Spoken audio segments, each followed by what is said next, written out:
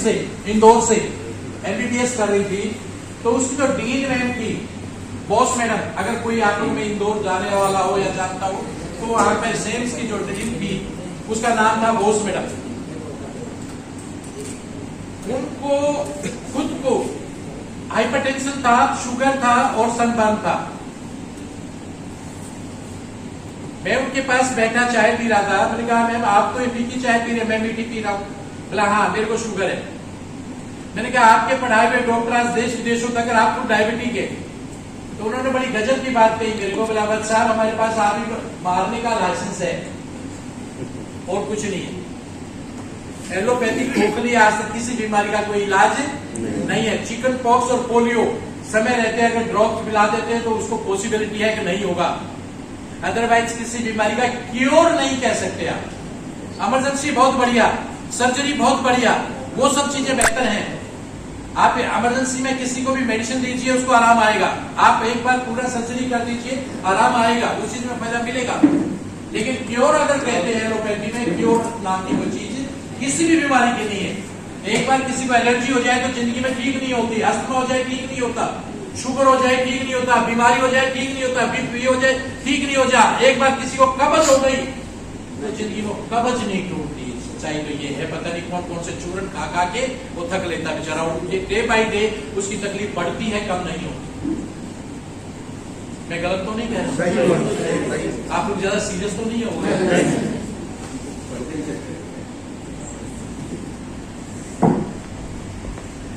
एक और भी पॉल्यूशन शुरू हो गया है, एक और पॉल्यूशन हो गया है।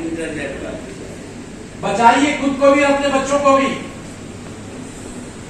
सारा दिन फेसबुक, इंटरनेट पॉल्यूशन घंटों खा लेता है आपको, आपके बच्चों के फ्यूचर को खाने लग रहा है। ये 5वां पॉल्यूशन है और ये सबसे खतरनाक है क्योंकि ये इसको हैंडल करता है। अच्छा जब इसको बैठाए रखेगा तो शरीर भी एक्टिव नहीं रहता आपका, मेंटली एक्टिव है, फिजिकली एक्टिव नहीं है आप। ये भी बहुत खतरनाक पॉल्यूशन है। ये हमारी आज के टाइम पे आदतें हैं। आजकल के बच्चे इन्हीं चीजों को पसंद करते हैं। जगह जगह ये दुकानें, जगह जगह पे ये स्टॉल है, junk food, ready to eat food, cigarette पीना, शराब पीना, शराब की पार्टियां आजकल आम हो गई हैं। कोई फायदा नाम की चीज तो होती नहीं है इसकी। एक भी फायदा हो तो इसका मुझे भी बताइए, क्योंकि मैंने आज तक पी ही नहीं है, फिर मैं भी स्टार्ट कर दूंगा अगर कोई फायदा हो। नहीं ना, आपने पी के देखी है, फिर आप कैसे कह सकते हो? उससे पूछना पड़ेगा ना जो पी के देखा है, बताता हो जो पीता हो। अब मैं ये कहूं इसका कोई फायदा नहीं तो मेरे ख्याल से सही नहीं, क्योंकि मैंने पी नहीं कभी। मैंने बहुत लंबे टाइम तक पुलिस की नौकरी करी है, मैंने कभी शराब, मांस, मिट्टी, अंडा, दारू, सिगरेट कभी नहीं खाया।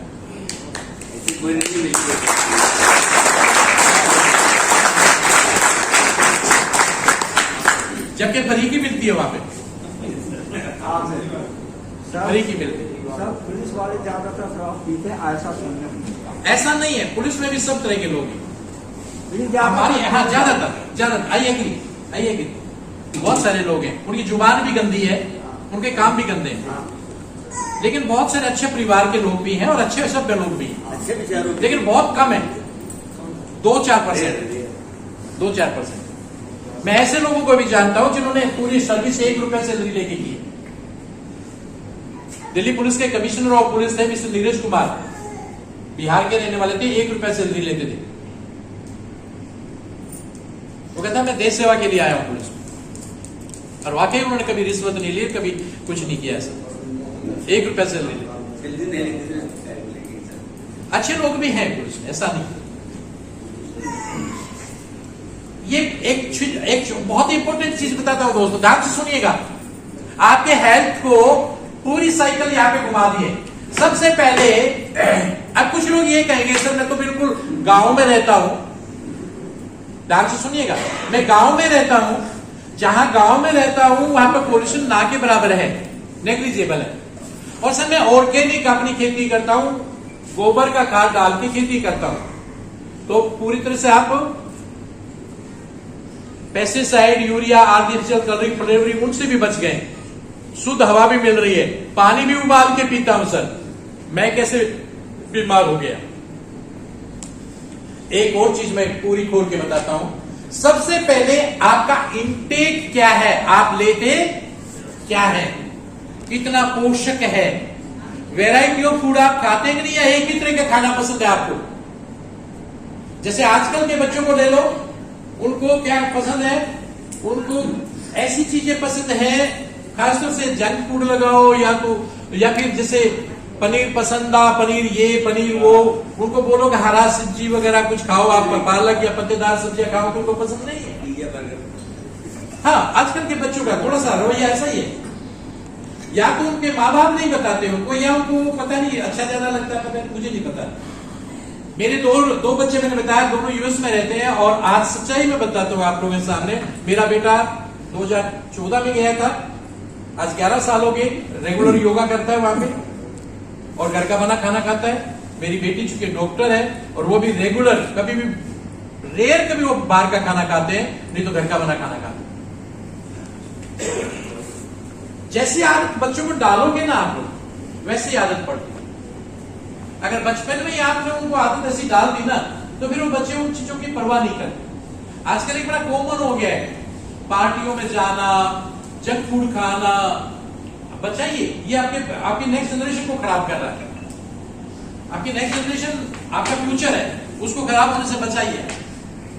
तो सबसे पहले इंटेक क्या है आपका जो खाना है, क्या वो पूरा वैरायटी ऑफ फूड है, रो वेजिटेबल्स में ज्यादा से ज्यादा न्यूट्रिशन होते हैं, रो वेजिटेबल्स, वैरायटी ऑफ फूड्स, रोजाना फ्रूट भी खाने चाहिए हमें रो वेजिटेबल्स खाने चाहिए, स्प्राउट्स खाने चाहिए, हमारे को हरी सब्जियां खानी चाहिए, हमारे को वो, हम इंटेक क्या है, हम खाते क्या है, पहला। दूसरा, खाने के बाद आपकी जो डाइजेस्टिव फैक्ट्री है, आप क्या उसको पाचन, आप उसको ब्रेक कर रहे हैं कि नहीं कर रहा, आपका शरीर, आपका लीवर प्रॉपर काम कर रहा है कि नहीं कर रहा है, उसको ब्रेक कर रहा है कि नहीं कर रहा है। फिर उस ब्रेक तो कर दिया, उसमें से फिर आपका अब्जॉर्प्शन और एसिमिलेशन, कितना उसमें से रस निकाल रहा है वो, क्योंकि खाने में पोषण है। अगर आपकी आंतों की जो वेलाइज हैं, अगर वहां पर पोषण को एसिमिलेट नहीं करेगी, तो वो बेकार हो गया, आपका वॉश हो जाएगा, बाहर निकल जाएगा।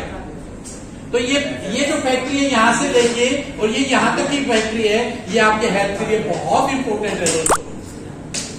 इस फैक्ट्री में कौन बनाता है, आपका यहाँ पे च्यू करना, ये आपका इसोफेगस, और यहां से फिर आपका small intestine, large intestine, liver, ये सारा का सारा आपका इसके लिए बहुत इंपॉर्टेंट है।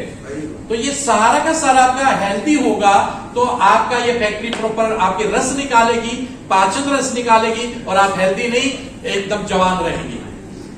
और अगर ये फैक्ट्री खराब हो गई, तो अब आपका खाया पिया भी नहीं लगेगा आपको, और वेस्ट हो जाएगा, वो बाहर निकल जाएगा। तो ये भी बहुत इंपॉर्टेंट है। अब इसके बारे में पता लगा, मुझे 3 साल से पहले मुझे इसके बारे में नहीं पता था, क्या है सीबक्रोन और क्यों इंपॉर्टेंट है हमारे लिए। और आने वाले टाइम पे मेरी बात को रिकॉर्ड कर लीजिए, आप लोग याद रखिएगा, हर घर में नहीं होगा, हर घर में होगा आने वाले टाइम। इतना इंपॉर्टेंट पौधा है, ध्यान से सुनिए क्या है। सीबक्रोन के बारे में मैं बात करूं, टेक्निकल नाम इसका हिपोपोए रिमोनाइट्स, इसका नाम है। इसको बेसिकली समुद्री हिरन के नाम से भी जाना जाता है। ये पूरे यूरोप में पहले से होता है। हमारे यहाँ पे हिमालय, लद्दाख, खासतौर से सियाचिन और आपका रोहतांग पास, ऐसे ऊंचाई के इलाकों में होता है, जहां 16-17 हजार फीट की ऊंचाई पे ये पाया जाता है, जहां पे कोई वनस्पति नहीं होती, सब वनस्पतियां इससे नीचे होती हैं। वहां पे बिल्कुल एकदम से ऐसा होता है, कोई वनस्पति नाम की चीज नहीं होती जहां पे ये पाया जाता है। हिमालय में, अपने यहाँ पे लद्दाख में खासतौर से होता है। इसके बहुत सारे नाम हैं, जैसे इसको हिमालयन बेरी, बद्री फल, wonder berry, Ladakh gold, holy fruit, Ladakh berry और चामरा के नाम से इसको जाना जाता है। एरिया वाइज नाम है, राइट।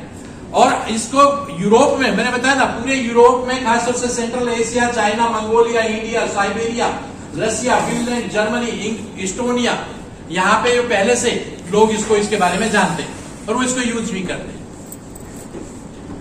इसकी हिस्ट्री के बारे में अगर मैं बात करूं, खासतौर से जैसे मंगोल की बात करें, मंगोलिया पौधा भी है ये। चंगेज खान मंगोलियन इंपरर थे, आप लोगों ने सुना है, बहुत क्रूर थे, इतने क्रूर थे जिसका कोई हिसाब नहीं। कहते हैं क्रूर के साथ साथ अय्याश भी था वो।